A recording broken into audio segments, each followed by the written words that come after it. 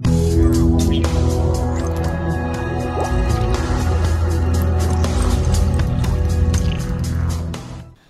guys, Harrison101 back at it once again for a brand new video for you, and welcome to a special Formula 1 2012 commentary. Not ready to do any of my series or anything like that. Just wanted to make this lengthy 20-minute or so video just to get some news out there and some thoughts on a few topics that have crossed my mind recently. Just to so you know, the gameplay is a 25% race I did around Monza with Sebastian Vettel on a Legend AI difficulty starting from the back. Just thought it would make for some nice background gameplay if anyone's into that kind of thing, you know, with replay angles turned on. So it's a nice easy watch more than anything else. So I got some big news for you guys, and for those who've been following me on Facebook and Twitter recently, you probably already know what that is. But if you don't, allow me now to say, because everything's been confirmed, signed, sealed, and delivered. I am now a MachinimaUK director.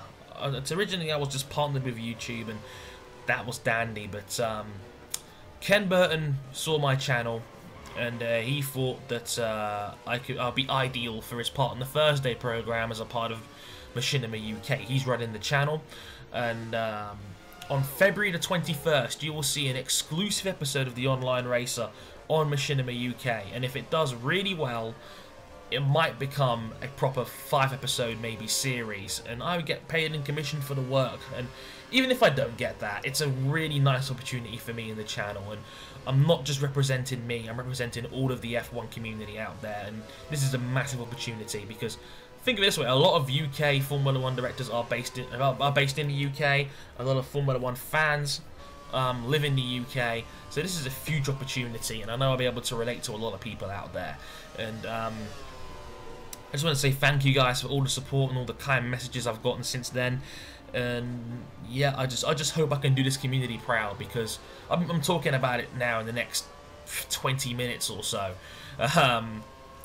But yeah, I mean, I couldn't be prouder to have an opportunity to represent the community on such a large scale and such a big channel.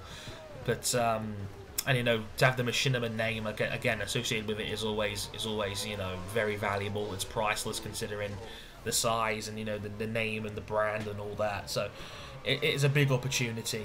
So thank you all for the support, and I really hope it goes down well. I'll tell you when it's up nearer the time. Like I said, February 21st is the day it'll be up there. It's all planned and all that. So hopefully, with a little luck, you guys can go over there and support it. And you know, it's not just about me. It's just about getting the profile, I think, of Formula 1 out there, because those who watched me back in my 2011 days, in my Formula 1 2011 career, but I know a lot of you did. A lot of you hopped on the wagon when I started with that series.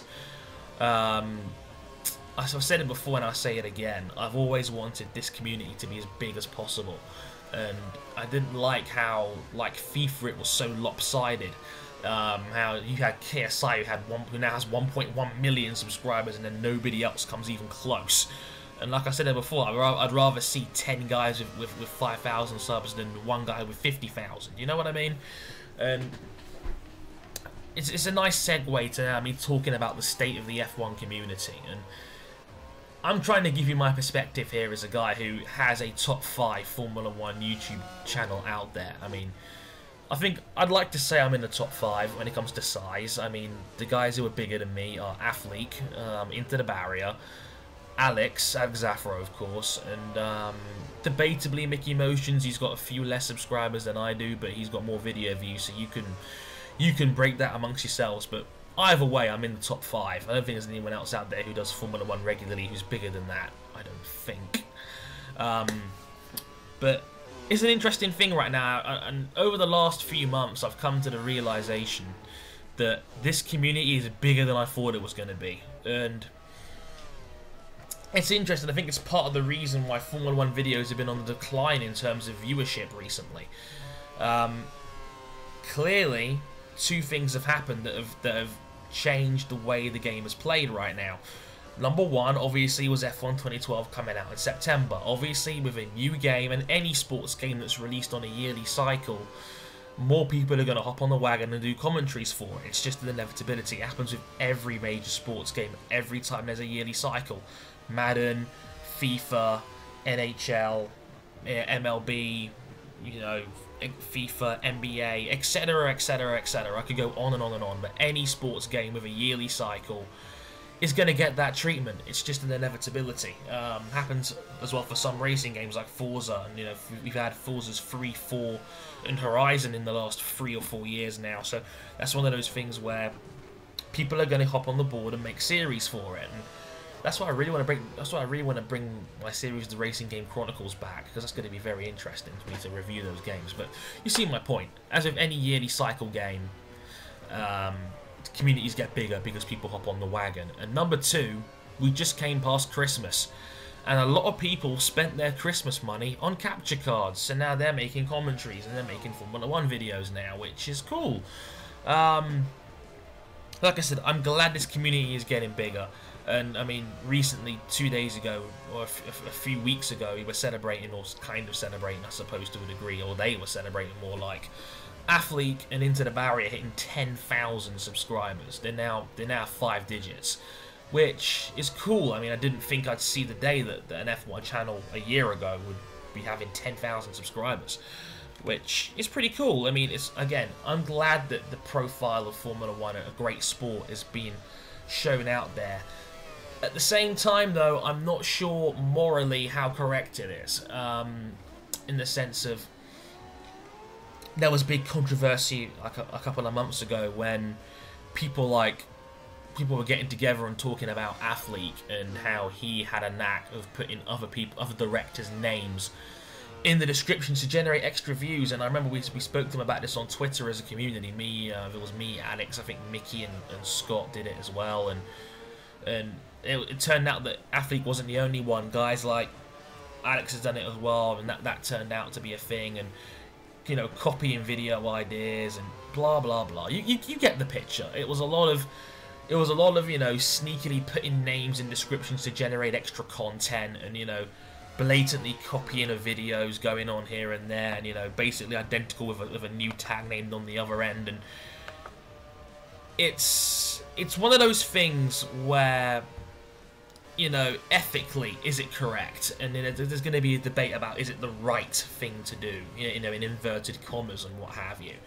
And a lot of people have asked me about this. And for those who don't know me very well, and who don't know my stance on these things, let me make things clear. I am not associated with Athletic in any way. I'm not friends with him. I don't talk to him. I don't like his ethical values on things, and that's okay. That's not a bad thing. It's not me calling him out or anything like that. I'm just not a fan of his content. I'm not subscribed to him, and he has his business, I have mine. That's perfectly fine. Same with Into the Barrier. I don't associate myself with those two guys in any way. And if anything, I think Athletic has gone out of his way to distance himself from everybody else, from the amount of people he follows on Twitter, and just the way he goes about himself. And that's fine. I mean, that's his prerogative. That's his choice. And again, I'm not calling him out. I'm just laying out the facts of what he's done. When it comes to series ideas and things like that, I mean, the whole idea of putting directors' name tags in videos is interesting, because it's clearly, their name doesn't really benefit from that, but people who search for their friends' videos will instead get somebody else's and generate attention that way. To me, it screams insecurity. It screams insecurity because, as a video maker, I'd like to think that my video holds its own on its own merits, not because you generated an extra 1,000 views of somebody else's name being in the description. You know what I mean?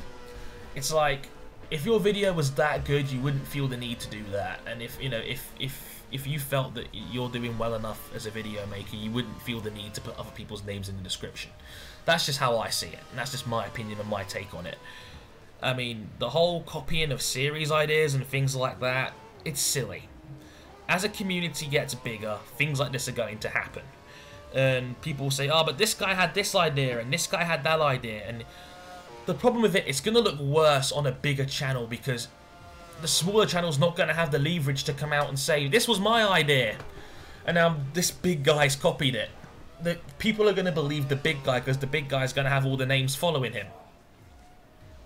And that's just the sad reality of the situation, is that it's just like how business works.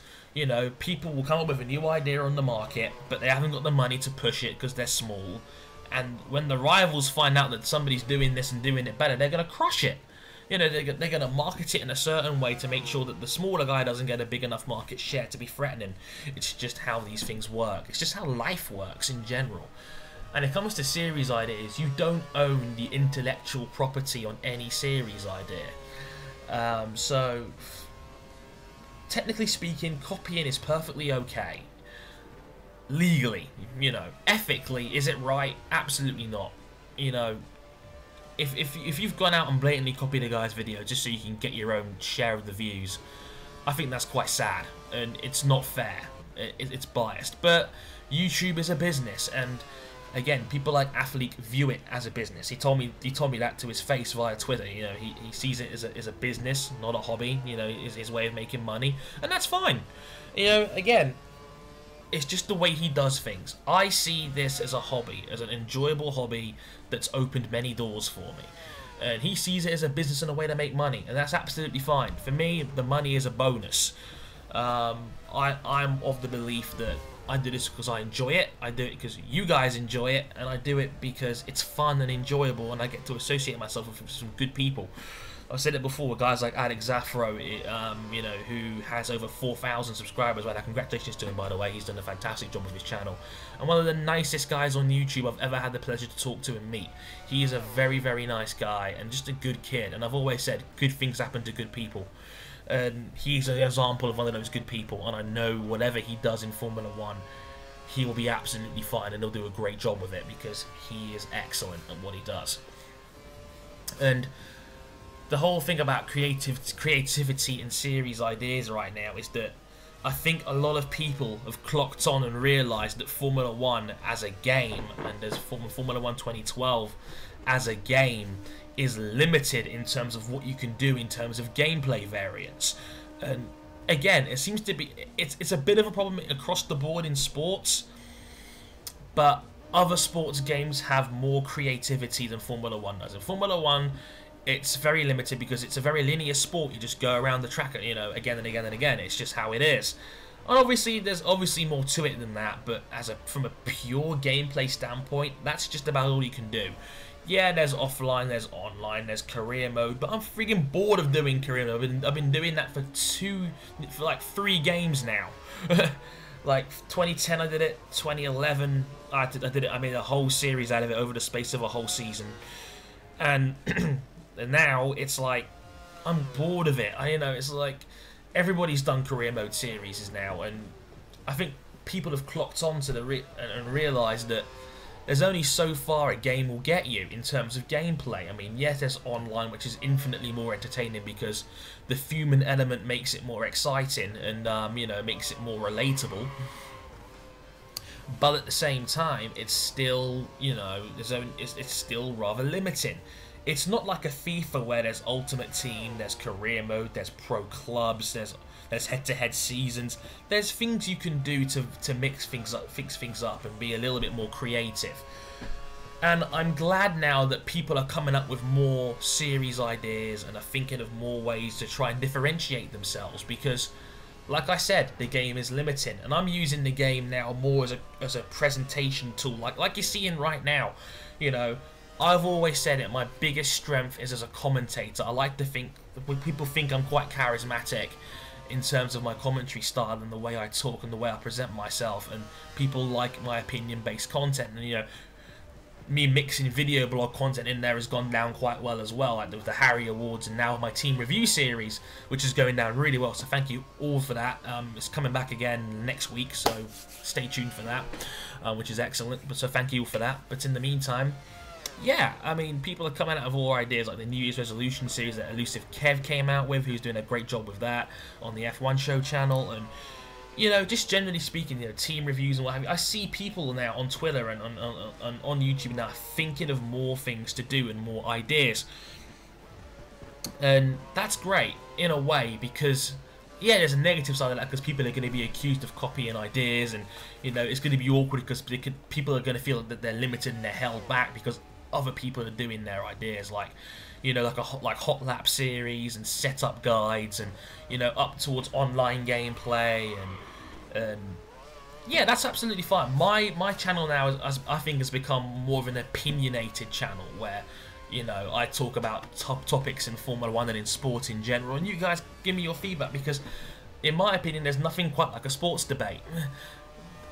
But in general, it's a good thing because there's going to be more original content within the community on YouTube, and that is great. And, you know, that is great because the good guys get rewarded and they stand out from the crowd a little bit more. The videos are of a higher quality and more people can relate to it. And that ultimately is what makes a great community. It's learning off of other people and being respectful of other people. And, you know, it turns out, you know, that everybody grows together, and hopefully that's what's starting to happen now. And I'm seeing guys like Ryan L83, who's really turned the corner as a director and has now got over 500 subscribers, mainly because his series got picked up by Codemasters. Overtakes of the Week, great series idea. You know, it's just like FIFA's top 5 goals of the week, and now you've got an Overtakes of the Week series, which is something I've always wanted to do, but, you know, Ryan took it, made it his own, made it a great series. You know, it's just an example. Like I said, Kev's news resolutions and, you know, incorporating things like really nice editing like he did with that online race in Brazil, and, you know, you just see great little things like that, and that is what makes a community bigger, stronger, better. And the great thing about this community is, as well, is that 95% of the people within it are extremely nice people, and I've had a chance to talk to a lot of you guys over the internet. I've had a chance to talk to a lot of great directors, and like I said, I'm close with Scott. I've actually met Scott. I met him at the Eurogamer community day at the pub earlier this year, and I met Scott. He's a great guy. Alex, I've had a chance to talk to a lot. Niels is the grid walker. Mickey Motions, who is a great guy, very passionate. One of the very few guys in the community who's as passionate as I am about Formula 1, you know, wanting to get their names out there, and they want to be successful. And, you know, that passion really resonates with him. So, like I said, yeah, I've distanced myself from certain guys, you know, the big two in particular, but 95% of the people I've spoken to since I've started this have been fantastic people, and, you know, they're all growing and they're all doing great jobs with their series, and they all deserve credit because it's things like that which make us all better. And I'm glad I'm part of that community, and you know, one of the top guys in that community. You know, and like I said, I'm extremely proud and thankful and blessed to be in that position. And yeah, there's a few things I would change here and there, but overall, it's a great time to be a Formula 1 director because right now we're getting bigger. More people are lobbying and piggybacking off of each other to make each other's bigger, which is great. And, you know, I'm really proud to be a part of that. And again, overall though, I'd love to hear what you guys have to say on this subject because I'm a video maker, obviously, and I know a lot of people who I talk to are as well, and I know a lot of people who comment on my work is as well. So if you have your thoughts on the community right now, feel free to send them in below. Yeah, I may have said a few things here and there in this commentary that may be picked up on negatively and focused on, but overall I think I've been extremely positive and fair. If I haven't, feel free to let me know as well. I'd love to hear you guys' opinions because that's what it's all about here. I embrace debate, and that's why I think that's why I love my comment sections on my videos, because they're all so healthy, and, you know, they're all, you know, talking in a positive way, and they're all coming up with their own opinions, and, you know, that's awesome. People don't realise it's okay to disagree sometimes, you know. But yeah, let me know what you have to say. If you're a video maker, especially, I'd love to hear your take on this. So absolutely go right ahead. If you enjoyed the video, please leave a thumbs up. Feel free to comment, favourite, and subscribe as well, and all that good stuff. And I will catch you guys probably this weekend. So until then, I've been Harrison101. Thank you very much for watching, and I'll catch you guys next time. Sayonara.